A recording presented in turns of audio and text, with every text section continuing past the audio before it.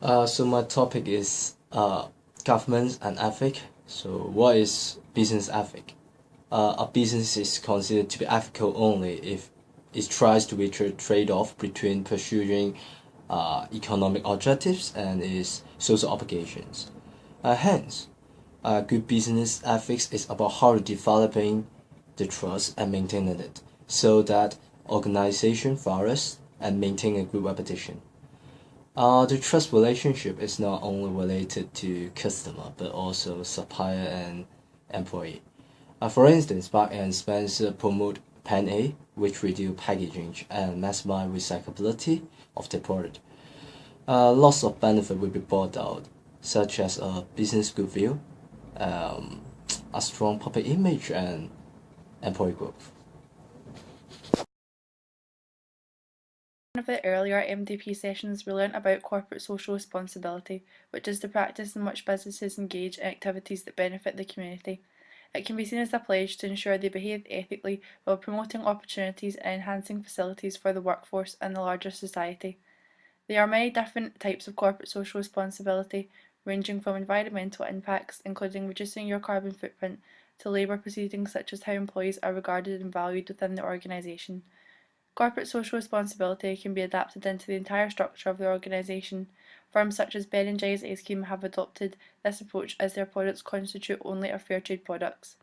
Embracing initiatives that promote corporate social responsibility is very beneficial to organisations by being aware of the effects on employees, customers, and the world, as it assists in improving brand image and will be more appealing to customers, which may increase in sales and joint profits.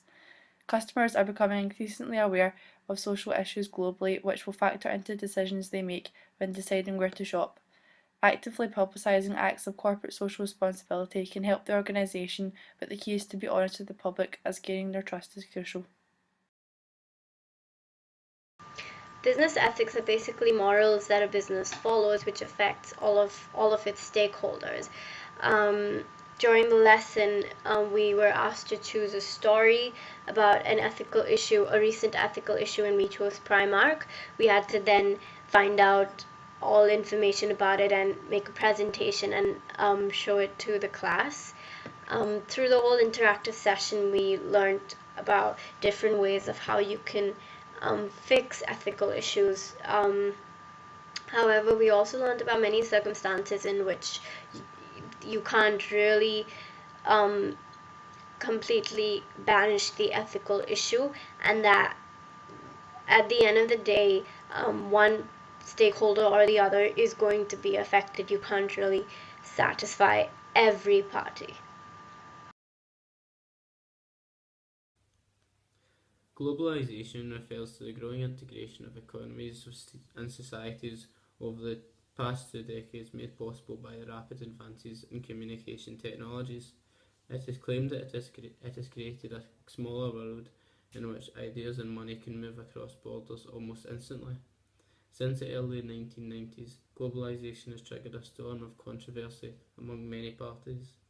Proponents consider market globalization as highly productive, raising living standards worldwide and favouring innovations, although critics argue that globalization creates inequalities, loss of jobs, environmental degradation, and is a declaration of war upon all cultures. During week 8, the subject we worked on was the crisis of economy and management. We discussed the difference between the management of crisis, that describes the actions people take when they are facing a difficult situation, and the crisis of management, which occurs when there are difficulties during the management of a firm. We also examined financial crises, and especially the most recent one, the 2008 crisis, which started with the collapse of the Lehman Brothers Bank in the United States and spread to most countries of the Western world. The crisis initially started in the US housing market, where they were giving out mortgages to people who were unable to repay them. That led to a failure in the US market that spread to Europe, with many negative impacts on the businesses and households and a continuing period of recession in the markets. Through our research for our assignment, we reached to the conclusion that the 2008 financial crisis was a result of high-risk policies and actions, as well as poor management. As a group in MDP, we also looked at disruptive technology. It was quoted by Clayton M. Christensen, a Harvard Business School professor, that disruptive technology is a new emerging technology that unexpectedly displaces an established one. This is shown as technology can be separated into two separate categories. As a group, we were aware that companies are able to work and manage production effectively if their market is known. However, new disruptive technologies prevent this, and companies are unable to detect all changes in the market. When presenting, our group chose Spotify as an example of disruptive technology. This came into the market in April 2006 and has over 75 million users. Spotify was a music download application that offered a subscription charge to users to pay for the download of music in comparison to iTunes, where songs are paid for individually. When looking into the digital music service as an industry, we then discovered that Apple have launched their new Apple Music application to compete with Spotify, which also has a monthly subscription. Therefore, after a group presentation, we came to the conclusion that Spotify certainly acted as a disruptive technology and altered the market. However, within the industry, others were encouraged to launch alternatives to compete with Spotify. The part of the course that taught us about negotiations gave us a wide variety of knowledge, and through the teaching in class, our own class negotiations were varied, and we were given the role of being metaphorical landlords who are to negotiate giving back a security deposit to our tenants who are students and had damaged furniture in their student flat. We knew that we had a variety of options available, and reaching a conclusion, we knew that we could be extremely firm but wanted to come to a calm conclusion and compromise with the students. We learned the hard way that it would have been easier to have a head negotiator, as most of the other groups did, and it could have lost us marks in our negotiation.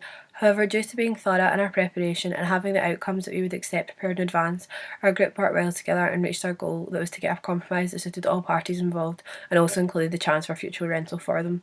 We also learned in negotiations that all parties have to listen to each other, and sometimes a compromise is the best option, and planning is crucial in coming to a conclusion that suits all the parties.